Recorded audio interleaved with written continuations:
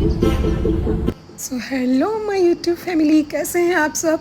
स्वागत है आपका मेरे उत्तराखंड ट्रिप व्लॉग पार्ट 6 में। तो आज हम निकले हैं अपनी बसंती को लेकर देहरादून की तरफ। पिछले पार्ट्स में आपने देखा होगा कि हम ऋषिकेश में घूमे, राफ्टिंग की। 2 दिन वहाँ रुकने के बाद अब हमारी बसंती चल पड़ी थी देहरादून के लिए, और गर्मी भी हमारे साथ साथ चल रही थी। बट खुशी की बात ये थी कि देहरादून में आके थोड़ी सी राहत मिली थी, बस थोड़ी सी, क्योंकि यहाँ टेम्परेचर 39 डिग्री था और ऋषिकेश में 42। हमें यहाँ पहुँचते पहुँचते हो गई थी शाम, क्योंकि हमें सिर्फ नाइट स्टे करना था और नेक्स्ट डे हमें निकलना था मसूरी की तरफ। देहरादून उत्तराखंड का सबसे ज़्यादा लिटरेट डिस्ट्रिक्ट है। सारे बड़े बड़े इंस्टीट्यूशंस यहीं हैं और ये स्मार्ट सिटी भी है और बहुत ज़्यादा खूबसूरत भी है। बहुत अच्छा बसाया है, बहुत चौड़ी सड़कें हैं यहाँ पे, साफ़ सफाई बहुत ज़्यादा रहती है। It is a metropolitan city, so highly populated also. This is the first capital of Uttarakhand and second capital is Gairsain. शाम के 4 बजे तक हम लोग देहरादून पहुंच चुके थे और हमने अपना स्टे भी ढूंढ लिया था। This was the hotel where we stay and then we were ready to go to Tapkeshwar Mahadev. यह है टपकेश्वर महादेव मंदिर की पार्किंग। अभी यहाँ बहुत शांति थी, लेकिन फेस्टिवल के टाइम में यहाँ बहुत ज़्यादा रश रहता है। मैं बहुत खुश थी यहाँ आके, क्योंकि मैं 11 साल पहले आई थी यहाँ पे अपने नाना नानी के साथ। तब से अब तक बहुत कुछ बदल चुका है। ये जो मंदिर है वो एकदम गुफा में बसा हुआ है और पहाड़ियाँ इसके आसपास खूब ऊंची ऊंची हैं। इसका टपकेश्वर महादेव इसलिए पड़ा क्योंकि जो शिवलिंग है वो एक गुफा में स्थित है।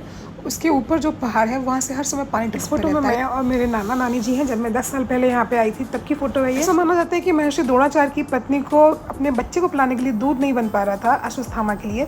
गरीबी के कारण द्रोणाचार्य जी दूध खरीद नहीं सकते थे। तब उन्होंने यहाँ भगवान शिव की तपस्या की, शिव जी प्रकट हुए और उस पहाड़ी से दूध टपकने लगा था। आज जहाँ पानी टपकता है। गुफा के अंदर स्थित शिवलिंग वही स्थान है जहाँ शिव जी ने प्रकट होकर उन्हें दर्शन दिए थे।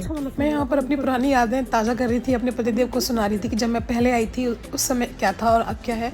तब से अब तक पानी में कमी आई है, कंस्ट्रक्शन बढ़ गया है, ग्रीनरी काफ़ी कम हो गई है। बीचों बीच में टोंस नदी बहती है। ये मंदिर टोंस नदी के किनारे स्थित है। 10 साल पुरानी फोटो है मंदिर की। चूँकि ये मंदिर पहाड़ के नीचे और नदी के किनारे स्थित है, इसलिए हमें कुछ सीढ़ियाँ उतरनी पड़ती हैं नीचे गुफा या गर्भगृह तक पहुँचने के लिए। वो गुफा हमेशा टपकती रहती है, हमेशा पानी टपकता रहता है, इसलिए इसका नाम रख दिया टपकेश्वर महादेव। कहते हैं देहरादून गुरु द्रोणाचार्य के नाम पे पड़ा है, वो यहीं पे निवास करते थे। At every step I was remembering my old days and it was a nostalgic feeling for me. Tapkeshwar Mahadev में कई मंदिर हैं, जैसे कि माता वैष्णो देवी की एक गुफा भी है और हनुमान जी की मूर्ति भी है। यहाँ कहते हैं कि जो 2 शिवलिंग है वो अपने आप प्रकट हुए हैं। यहाँ संतोषी माता का मंदिर भी है और हमें यहाँ पे अपनी सुमो की ब्रीड का एक पेट मिला जो बहुत ऊंचाई पे चढ़ के भौंके जा रहा था नॉन स्टॉप। वो पूछ रहा है सुमो कैसा है, वो पूछ रहा है मेरा भाई सुमो कैसा है। सीढ़ियाँ उतर के फाइनली हम लोग आ चुके थे मंदिर के मुख्य द्वार पर।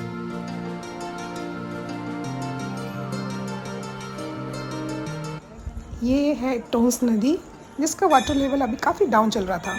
इस मंदिर के इतिहास के गवाह जो ये पहाड़ों पर पेड़ लगे हुए हैं उनकी बनावट है। बहुत भारी पेड़, उनकी बड़ी बड़ी जड़ें और बड़ी बड़ी शाखाएं एक दूसरे में इतनी लिपटी हुई हैं जो बताती है कि मंदिर कितना पुराना है। जब हम गए थे, ये मेरे नानी, नाना और मामा हैं, ये मैं, नानी और नाना है। तब यहाँ पे कंस्ट्रक्शन चल रहा था जो अब बन के पूरा हो चुका था। आज उसी जगह मैं अपने सासू और अपने हस्बैंड के साथ आई हुई थी। यहाँ पे मैं अपनी सासू माँ की कुछ पिक्स क्लिक कर रही थी और ये शुरू हो जाता है मंदिर के अंदर का रास्ता। ये पूरा मंदिर ऐसी गुफा में स्थित है। लास्ट टाइम हम फरवरी के मौसम में आए थे, तब छत से पानी की बूंदा लगातार टपक रही थी, नीचे पूरा गीला हो रखा था। मेरे नाना और मामा की लंबाई गुफा से थोड़ी ज्यादा है। अभी इसकी छत पे कुछ लेप कर दिया गया है और इसको छूने से मना किया गया। यही शिवलिंग था जहाँ पूजा हो रही थी। गुफा के अंदर बढ़ते एक और गुफा मिलती है, वहाँ एक और शिवलिंग है। ये दोनों शिवलिंगें यहाँ पे अपने आप प्रकट हुई थी। अभी इस समय गुफा की छत गीली थी लेकिन पानी नहीं टपक रहा था। जब बारिश होती है तब यहाँ पे अच्छा खासा पानी टपकना शुरू हो जाता है। इस जगह पे यहाँ मन्नत की चुनरी बांधी जाती है।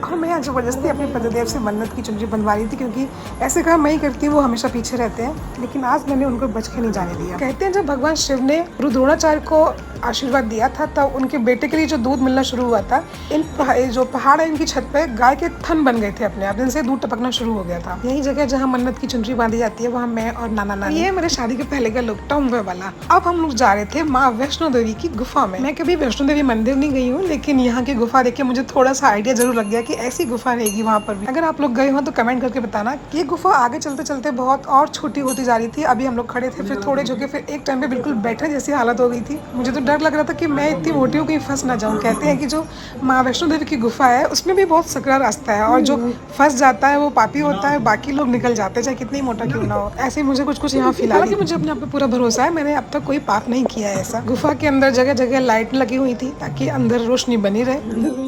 जैसे जैसे आगे बढ़ रहे थे वैसा रास्ता और सकरा हो रहा था और मेरी एडवेंचर वाली फीलिंग और ज्यादा बढ़ रही थी। मुझे डर से ज्यादा मजा आ रहा था।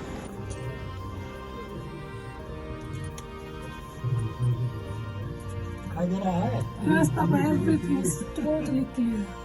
वैष्णो देवी की गुफा ऐसे ही है। वैष्णो देवी गुफा ना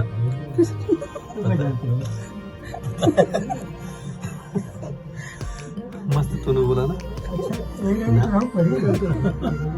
क्या भैया क्या बोल रहे? नहीं बंदे फंसेंगे, आप आगे हमारे ड्राइवर भैया को डर लग रहा था कि अब अंदर से वापस आने का भी रास्ता है या फिर वहीं फंस जाएंगे जाकर। रास्ता है कि हम वापस चलें? मैं पहले बोला तो मुझे अपना वजन कम कर लेना चाहिए था यहाँ आने से पहले। अरे इतना नहीं ड्राइव चलो ना।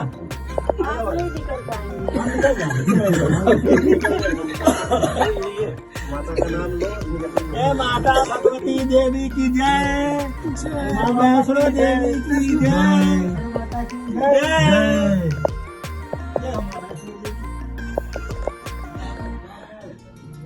बोले तो हर हर महादेव।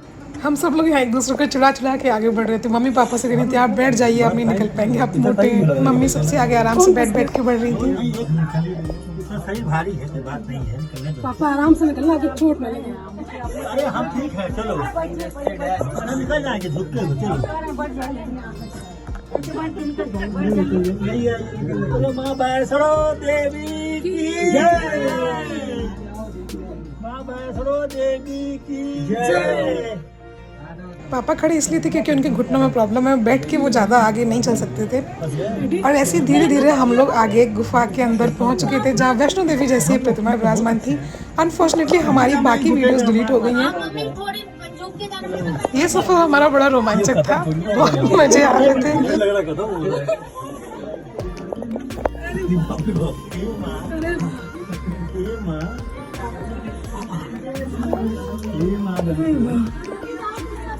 फाइनली आप भी दर्शन कर लीजिए। हम लोग माता के दरबार में अंदर पहुंच चुके थे। जय माता रानी। अब हम मिलेंगे नेक्स्ट व्लॉग में मसूरी में, तब तक के लिए बाय बाय। जय माता दी।